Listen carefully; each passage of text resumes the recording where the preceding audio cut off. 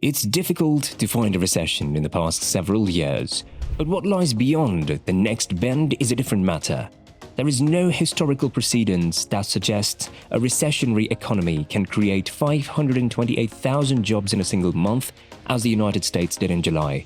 A decline cannot be explained by unemployment rate of 3.5%, which is the lowest since 1969. But that doesn't imply there won't be a recession in the future, and oddly, it's the labor market's extraordinary resilience that might represent the biggest long-term threat to the whole economy. In an effort to contain inflation, which is at its highest level in more than 40 years, the Federal Reserve is making an effort to reduce pressures on historically tight labor markets and rapid pay increases. The fact that this provides the Fed more leeway to tighten even though it increases the likelihood of sending the economy into a recession. It won't be simple to keep tightening without having an adverse impact on consumers and the economy. Indeed, traders increased their wagers on a more aggressive Fed after the strong job figures, which included a 5.2% 12-month boost for average hourly earnings. In other respects, the financial markets were betting against the Fed. For the first time in almost 22 years, the yield on the 2-year Treasury note was higher than the yield on the 10-year note. An inverted yield curve is a phenomenon that has historically served as a warning indicator of recession, especially when it persists for a protracted length of time. In this instance, the inversion has been present since the beginning of July. However, it just means that a recession is likely to occur within the next year or two. While this gives the central bank some breathing room, it also raises the possibility that it won't have the luxury of taking its time and instead would need to be moving swiftly, which is what policymakers had intended to avoid. Although it's not my default scenario, I believe that if the upcoming set of inflation numbers is strong, there may be some talk of a meeting interval hike. The discussion about whether the United States is in a recession is less significant than what lies ahead. The current situation is a unique cycle in which demand is shifting back to services from products and creating numerous problems for the economy. Economists generally hold this opinion and believe the hardest part of the road is still to come. Even if economic output fell for 2 straight quarters in the first half of 2022, a robust labor market indicates that we are probably not in a recession right now. However, economic activity is anticipated to slow down even more as the year draws to a close, and it is increasingly possible that the US economy will enter a recession before the end of the year or in the first quarter of 2023. You might be scared about your finances after hearing so much about the impending recession. It's not just you.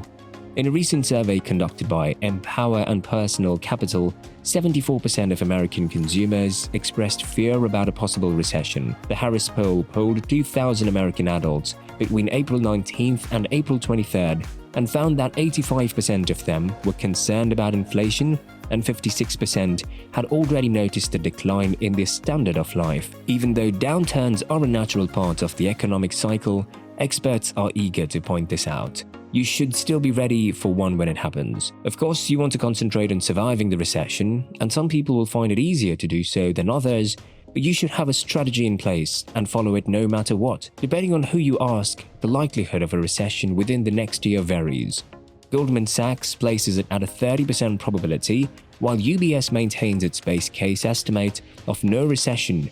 Meanwhile, some finance professors like Jeremy Siegel believe the US is already in an economic downturn. Now let's take a look at some steps you may take to get ready whether a recession is imminent or still some time off. First, update your resume. The labor market has been favorable for job seekers, but if a recession occurs, this situation will change. Everyone must be ready for a decrease in overall job security. Employment will inevitably decline, given that it is at an all-time highs. Therefore, it is a good idea to update your resume right away so you'll be ready if there are layoffs. The time may also be right if you've been thinking of returning to school to earn a higher degree or upgrade your professional credentials. Regardless of the economy, it increases your possibility of getting a job later on. Reduce your expenses as well. Start examining potential areas for spending reductions. Think about where you want your budget to be for a worst-case scenario and a best-case scenario. You need to consider the what-ifs. What if your earnings decline? What if your car malfunctions? Assume your rent increases. Start examining all of the fun items you buy and start searching for ways to save money on them. Continue to add to your emergency fund. The majority of financial experts advise having 3 to 6 months' worth of expenses in savings. Depending on your particular situation, it might be worthwhile to go back and review that. For instance, in this setting, having more than 6 months can make sense, especially if you believe you might have future employment issues. However, it's crucial to avoid being anxious when considering achieving that goal. Anything you can set aside will be beneficial. Moreover, reduce your debt.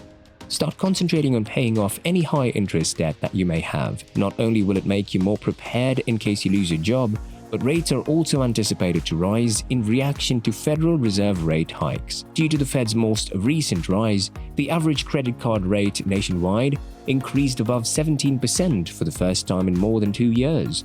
The central bank anticipates raising rates for the rest of the year. Maintain your investment. You might be thinking about withdrawing from the market or reducing your 401k contributions in light of recent market volatility, but it's crucial to control your feelings and keep in mind that you're doing this for the long haul. Making an investment decision in a panic or while you're extremely terrified is never a good idea. To make sane decisions, you must attempt to take a step back from them. In actuality, history demonstrates that bull markets outlive downturn markets. The long-term trend is economic growth. This is merely a blip in the pattern. Last but not least, don't underestimate the influence of including bonds in your retirement portfolio. Bonds typically offset your stock holdings when stocks are down. However, bond prices have also been impacted. Bonds have, nevertheless, fared better than almost any other market area in previous recessions. In other words, even though they aren't functioning well right now, don't chuck them away. They are a crucial component of any portfolio, but they are especially important for those approaching or already in retirement. Alright guys, this wraps up our video for today. If you found this video useful, please do well to give it a thumbs up and don't forget to hit the subscribe button as well.